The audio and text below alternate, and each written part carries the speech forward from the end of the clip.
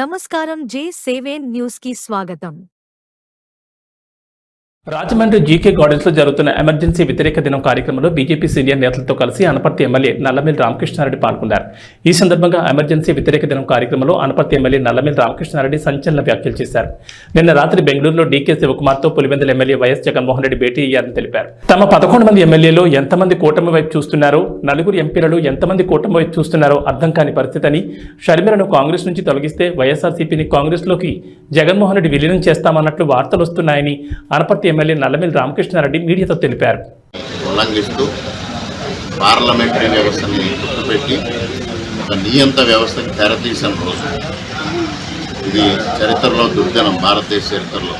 దానికి వ్యతిరేకంగా గత ఎన్నో సంవత్సరాలుగా భారతీయ జనతా పార్టీ ఆధ్వర్యంలో ఈరోజు ఎమర్జెన్సీ దినంగా పాటిస్తూ దానికి వ్యతిరేకంగా ఇవాళ కార్యక్రమాలు చేయడం జరుగుతుంది. దానిలో భాగంగానే ఈరోజు రాజమహేంద్రవరంలో సమావేశం ఏర్పాటు చేయడం జరిగింది. ఇవాళ ఏదైతే ఆ రోజు ఒక నియంత పరిపాలన ఇందిరాగాంధీ చేస్తే ప్రజలు తీవ్రంగా వ్యతిరేకించి జనతా పార్టీని గెలిపించిన చరిత్ర మనందరికీ తెలుసు.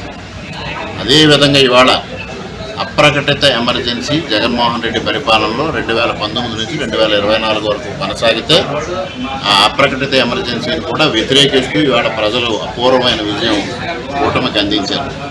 దీని ద్వారా తెలియవచ్చేది ఆనాడైనా ఈనాడైనా నియంత పరిపాలన ప్రజలు ఆమోదించరు అనేది స్పష్టంగా అర్థమవుతా ఉంది. అందుకే ఇవాళ దిక్కులేని పరిస్థితిలో జగన్మోహన్ రెడ్డి తన పార్టీని కాంగ్రెస్ పార్టీలో విలీనం చేసే దిశగా అడుగులు వేస్తూ ఉన్నాడు. నిన్నటి రోజున బెంగళూరులో డీకే శివకుమార్తో భేటీ అయి వైఎస్ షర్మిల్ని కాంగ్రెస్ పార్టీ నుంచి బయటకు పంపిస్తే తన పార్టీ విలీనం చేయడానికి సంసిద్ధమని వ్యక్తం చేసే నిస్సహాయ స్థితికి జగన్మోహన్ రెడ్డి వెళ్ళిపోవడం జరిగింది.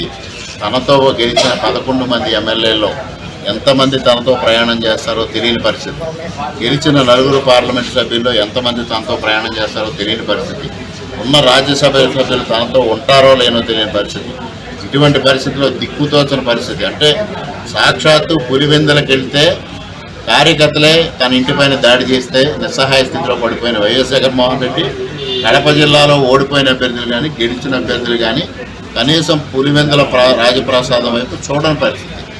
ఇటువంటి పరిస్థితిలో దిక్కుతోచకి వాళ్ళ కాంగ్రెస్ పార్టీని ఆశ్రయించే దిశగా ముందుకెళ్తా ఉన్నారు.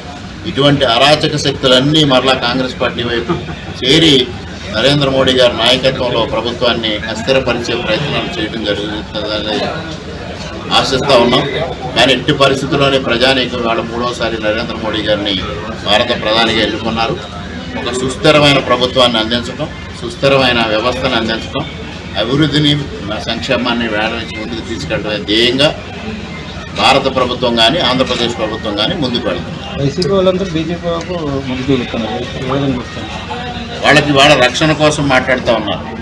కానీ వాళ్ళ స్పష్టమైన నిర్ణయాలు, ఎవరు అరాచకం చేశారో, ఎవరు అవినీతి చేశారో వాళ్ళెవరిని పార్టీలో చేర్చుకునే ఆలోచన లేదు. క్షేత్రస్థాయిలో ఉన్న పరిస్థితుల ఆధారంగా మాత్రమే నిర్ణయాలు తీసుకుంటే అది ఇస్తాం.